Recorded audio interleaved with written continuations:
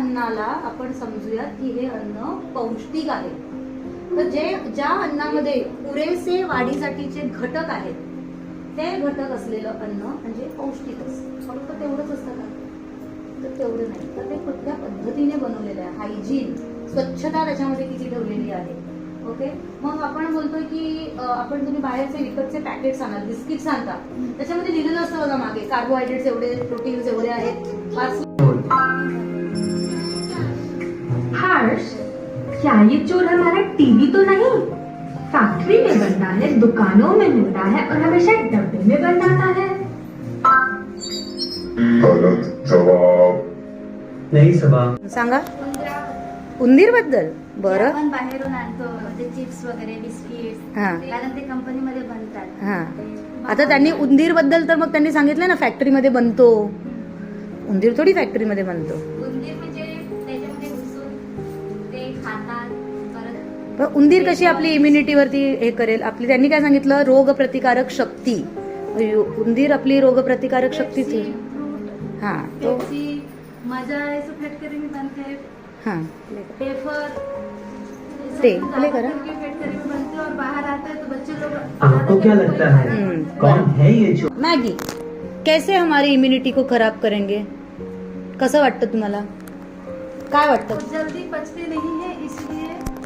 जल्दी पचते नाही है जल्दी पचते नहीं है. और अजून पचन नाही होत त्यांचं. अजून ते म्हणजे खूप दिवसांनी बनवलेले असतात, पॅक असतात. पॅक्ड असतात. हा, पण त्याच्यावरती एक्सपायरी डेट लिहिलेली असते. पण ते तेलामध्ये कसं पण म्हणजे चांगला एक ही तेल में मतलब हाइजीन हैबिट्स उनका कंट्रोल नहीं रहता है. अजून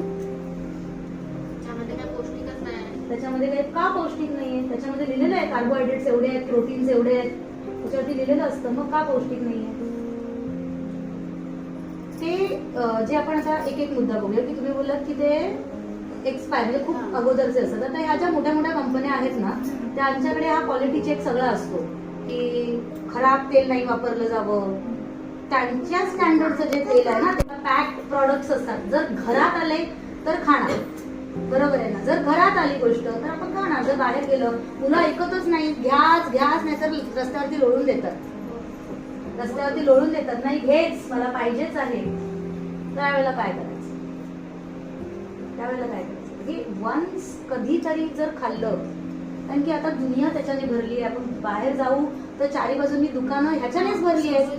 सगळं सजवलेलं असतात. ही प्रॉडक्ट्स आतमध्ये का नाही ठेवत? भाज्या कशा आतमध्ये छान ठेवलेल्या असतात, मग हे प्रॉडक्ट्स आतमध्ये का नाही ठेवत? हे सगळे असे मस्त डिस्प्लेला लावलेले असतात. सगळे ते फ्रीज असतात त्यांचे मोठे मोठे, ते बाहेर असतात की मुलांना येता जाता दिसू देत. पहिलं काय करतात? आपल्या मनावरती अटॅक करतात. पहिलं मन, हा बस सवय लागू दे. मनाने सांगितलं की पाहिजेच, तो मुलाने लोळून घेतली की आई काही असू दे घेऊन देणार. आपल्याकडे काय ट्रिक आहे? आपण ट्रिक करायची, घेऊन देणार तुला आठवड्यातून एकदाच. हा, एक दिवस ठरवा कुठला तरी, त्या दिवशी मी तुला घेऊन देणार. आणि त्या दिवशी नक्की याला ती गोष्ट घेऊन द्या. 15 दिवसांनी एक दिवस ठरवा की 15 दिवसातून मी एकदा तुला ही गोष्ट घेऊन देणार.